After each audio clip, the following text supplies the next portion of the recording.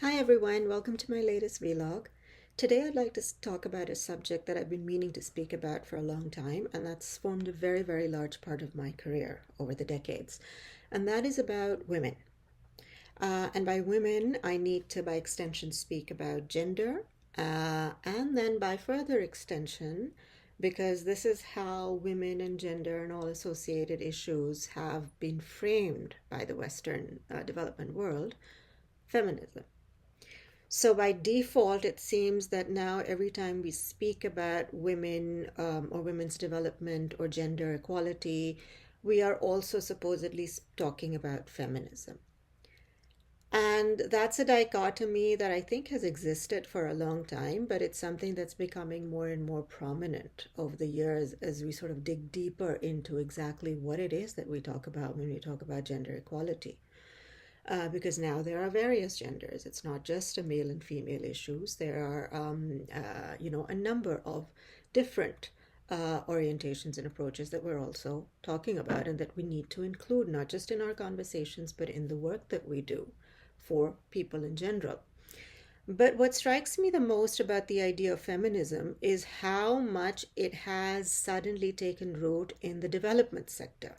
Feminism has always been a primarily activist oriented activity, either, or it's been a very academic and intellectual endeavor about how we see the world through the eyes of a particular sex or gender.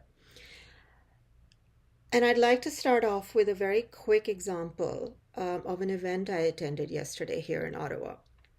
It was an academic presentation at the university of a project that was looking at a few global south countries and the impact of Canada's feminist international assistance policy on those countries. So FIAP has been Canada's development policy for the last 10 years. And now we see a lot of these feminist foreign policies and development policies, popping up all over the world, both in the north and the south. But Canada apparently claims that it's been the leader. But anyhow, the interesting part of that was that FIAP never really defined what it meant as feminism when it first brought out this policy. And it never has to this date. So the word feminism is in the policy, but no one in the government really knows what it means and what it implies. The implication very clearly for them is gender equality. And so you wonder, why didn't they just call it a gender equality international assistance policy instead of a feminist policy? And this is, I think, the biggest red flag that we have with anything that comes out of the Western world with the word feminist in it. And many people are talking about this and have been talking about this. This is not something new that I'm bringing up by far. But it is amazing that simply using this one word absolves everybody from responsibility about actually understanding how the world works.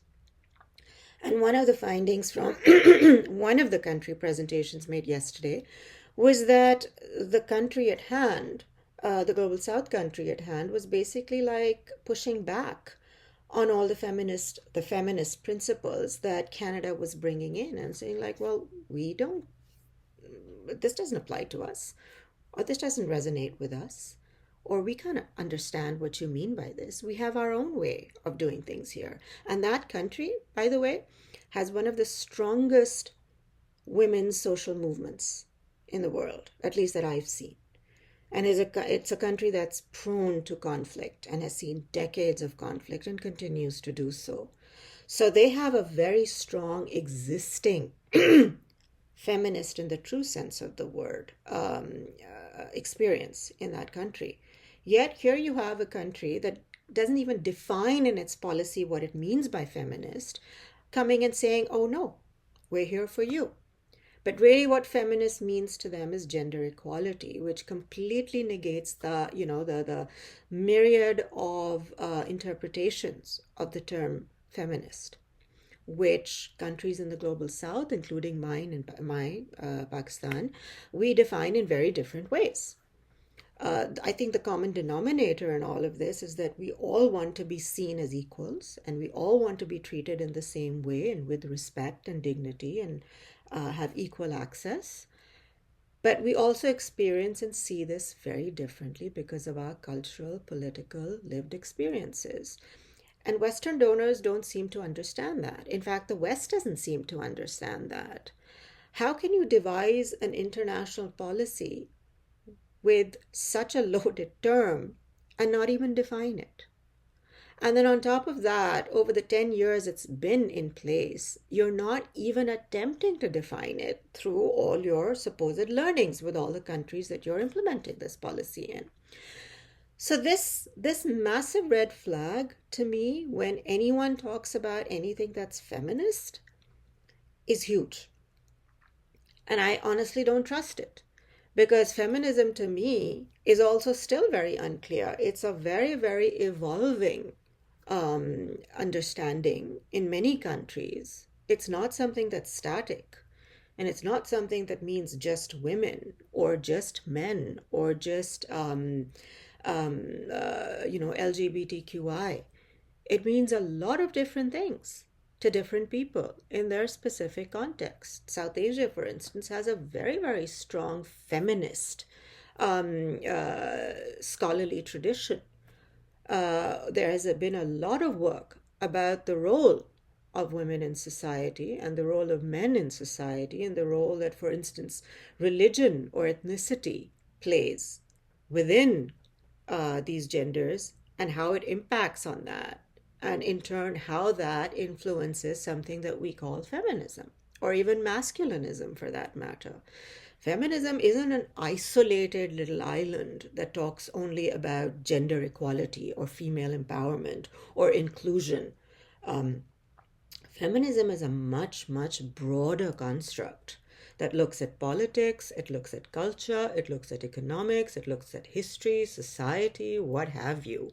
And the way the international community, the Western community in particular, is coming up left, right, and center with feminist foreign policies, international policies, development policies, humanitarian policy, is just, it belies the actual understanding of the fact that we all operate very differently in our respective parts of the world. So you could have a feminist policy for Canada domestically. You could talk about how Canada would like to view all the various groups it has within its own country, and that would include indigenous groups here. But you can't talk about a feminist international or a foreign policy because then you're basically saying that we are exactly the same as, 100 plus other countries around us. That is just simply untrue. So, this entire burst and movements towards being feminist, I think, is very, very dangerous. Like, I think a lot of things are dangerous that come out within this world.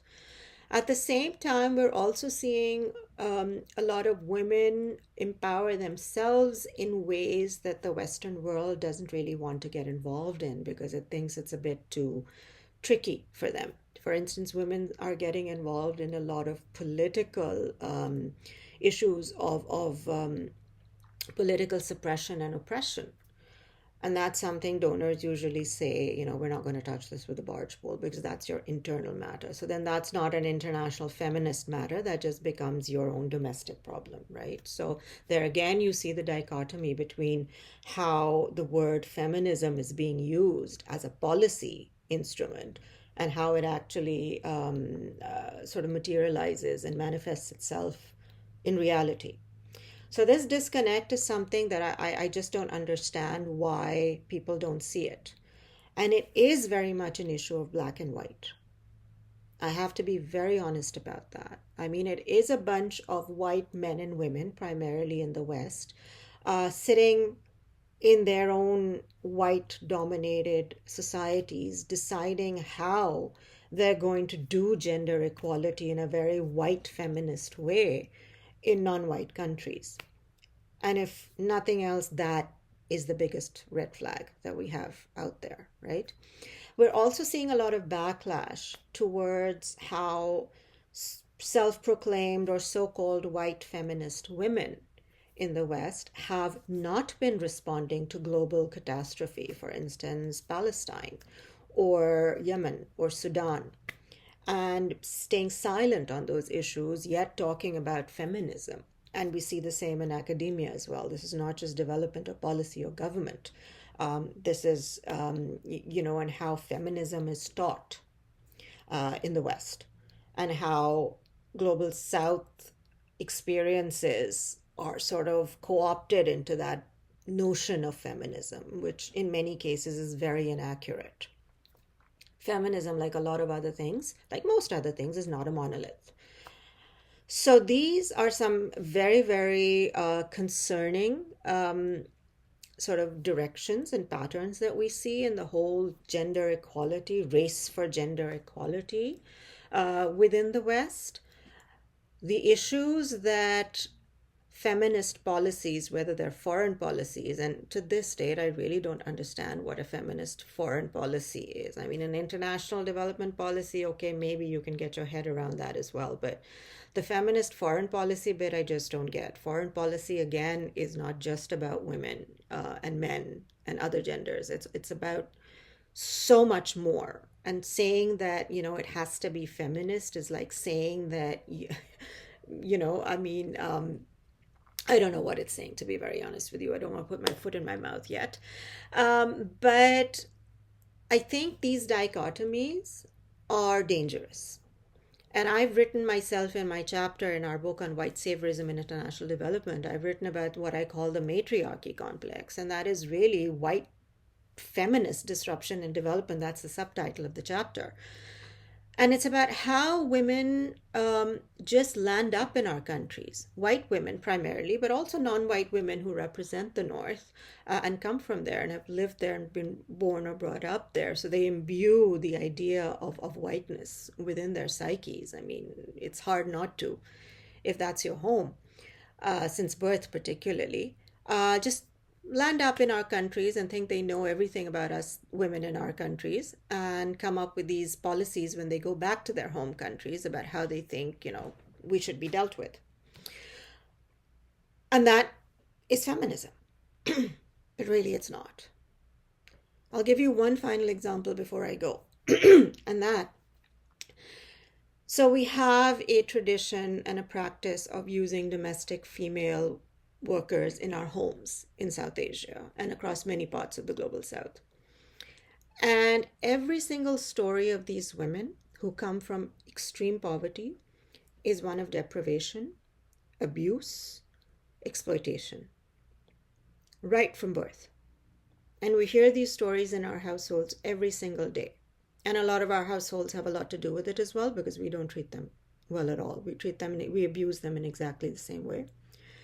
But my question always remains, if you're talking about gender equality, none of these women have ever heard of any sort of a women's empowerment project that you claim has done so much for the women of the poor world. They don't even know what it means. They can't read, they can't write. They know how to use mobile phones though. And they're constantly abused by their families, by their employers, by society. And if you don't get that, if you think that your projects, your feminist projects, are helping women and making a difference to their lives, you really got to think again. You really do. And I would challenge anyone in the West who say that, these programs are making a difference. They are useful. Maybe at an extremely micro level, in one tiny little pocket, but that's about it. It doesn't even have the ability to then, go wide. They just don't have the ability to go wide because you refuse to understand the context that you are working in. And then you impose a structure on top of it that is just so far removed and so alien that I'm not saying feminism doesn't exist in other countries. It does. It just doesn't exist the way you see it. And the way you see it is also a problem. And that's where we need to start. Thanks very much, people. Subscribe to my channel and see you next time.